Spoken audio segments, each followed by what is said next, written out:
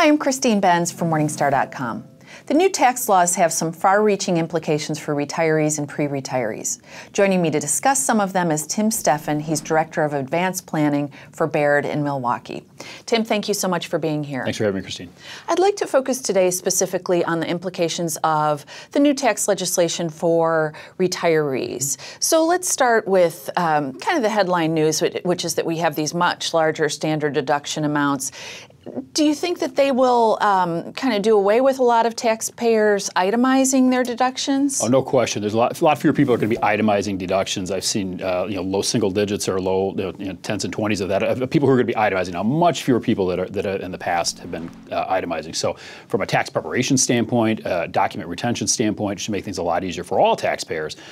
For those approaching or in retirement, even more so, because they were less likely to be itemizing anyways, because they didn't have maybe some of the traditional deductions that the working the big people, mortgage interest deduction. Correct. Yeah. So they were more likely to take the standard anyways, so the larger standard deduction could be a real boon for some of them. Okay.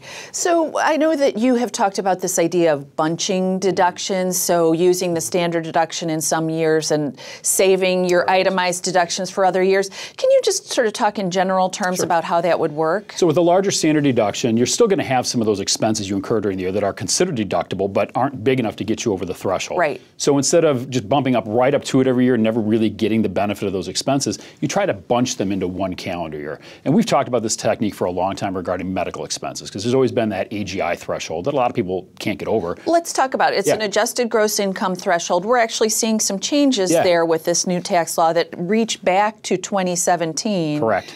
Let's talk about what's going on there. Yeah, so on the medical expense side, they've always been an Agi threshold. Your expenses had to be more than a certain percent of your Agi before they became your adjusted gross income. Adjusted gross income. Yes. For a long time, that was 7.5%.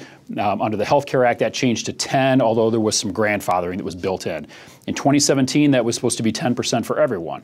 Under the new tax law, now it's 7.5% for everyone for 2017 and 2018, and then in 2019 it's supposed to go back to the 10% for everybody.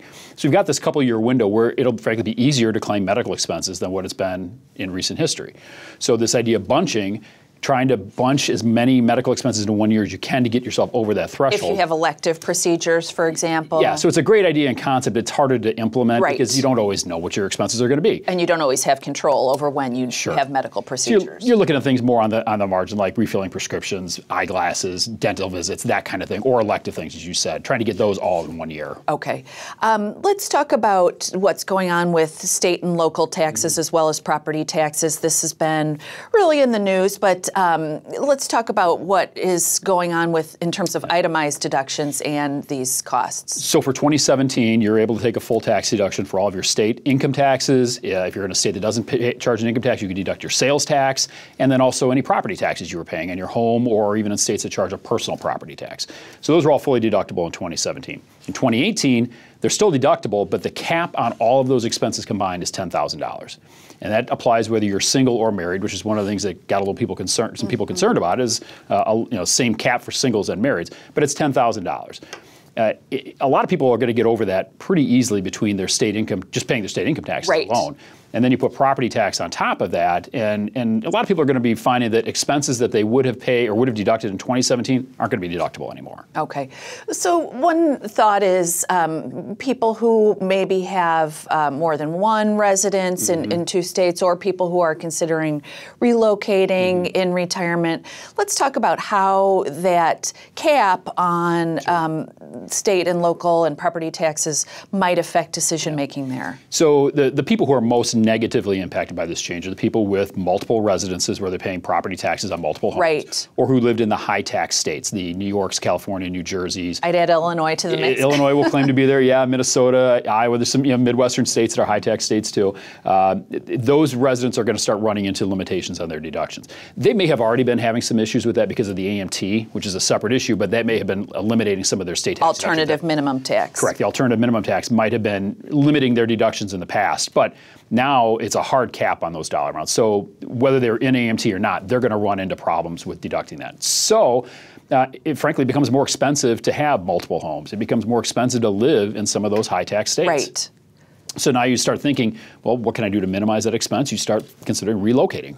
Right. Maybe to a no-tax state. There's 7 of them out there that don't charge any income tax. A couple others that are very low, and then others that are, the rest of the states that are kind of more in that middle road of income taxes. Okay, so there are a lot of different dimensions to deciding whether to relocate, family considerations, and everything else. But taxes are certainly in the mix. Absolutely. Let's talk about what's going on with mortgage interest. I mentioned that many retirees do not have mortgages, but many retirees are in fact carrying mortgages into retirement. Sure. Let's talk about what's going on with the deductibility of mortgage interest. So what they did with the interest deductibility is there were a lot of changes being discussed that didn't happen, but the ones that did happen were, one, they capped the deduction on new mortgages to $750,000 of debt.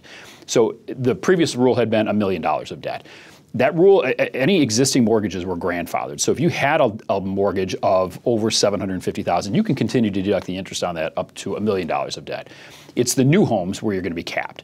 Or let's say you have a home and maybe you're thinking about buying a second home, and that new home had a mortgage of $600,000. Well, now the original home had a $600,000 mortgage. Now the new home, you can only pick up another $150,000 of debt and be deductible.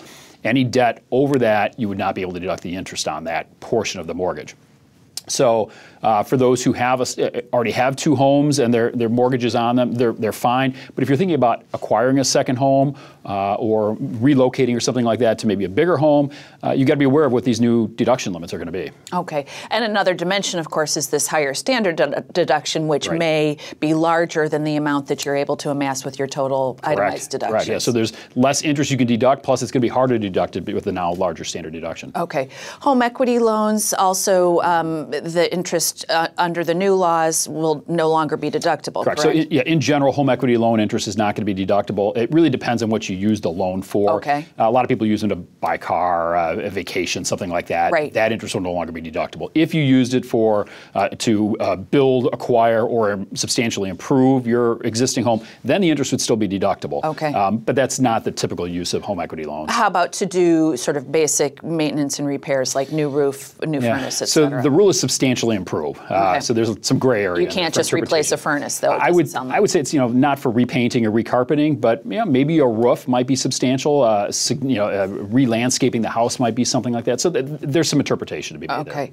Let's talk about all of the things that aren't changing for retirees and pre-retirees. On the retirement savings front, a lot of things that we had been hearing might happen didn't actually come to pass in the final legislation. There was a lot of talk leading up to it and throughout the fall and early into November even, that there was going to be reductions in the amount you can put into your retirement plans, limiting the deductibility of those, this whole idea of Rothification. And that everyone would have to do Roth. Correct. Company retirement plan contributions. Yeah, no deduction for the contributions, but when you took it out, it'd be tax-free.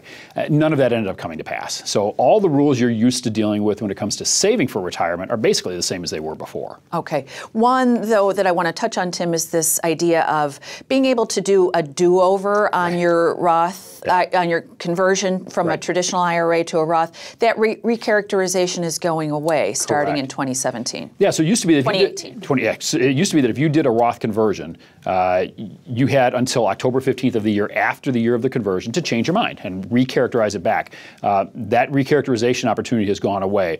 There's a little uncertainty as to whether that only applies to 2018 conversions or if it goes back to 2017 conversions that weren't recharacterized before the end of the year. I think most people are landing on those are now no longer allowed either. Okay. But regardless, if you haven't done if you do a Roth conversion going forward, you got to be prepared to leave it in there because there's no opportunity going forward to undo it. So you better be sure.